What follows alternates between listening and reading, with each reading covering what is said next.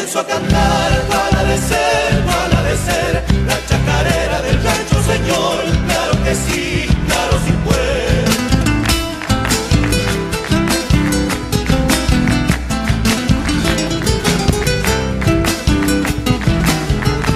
Dentro de mi rancho colgaba un horcón, tengo un violín, es de algarrobo también de mistol, hecho por mí, hecho por mí.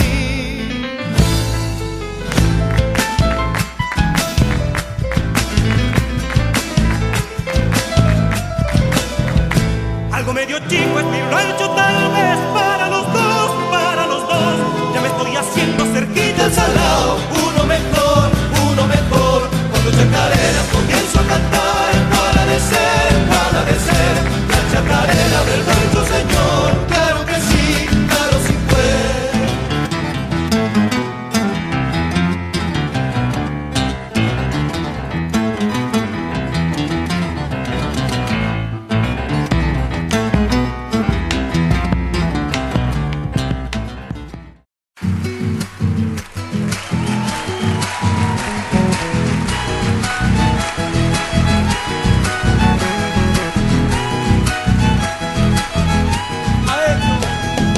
El monte querido está como aire de palo, bajo los garabatos de Chihuahua y Chicago.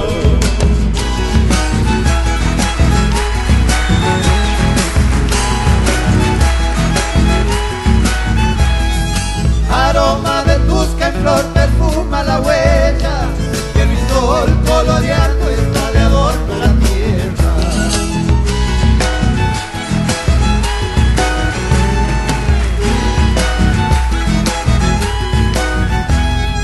La tuna y el piquillí ya están madurando, y por sobre los cerros está la doca colgando.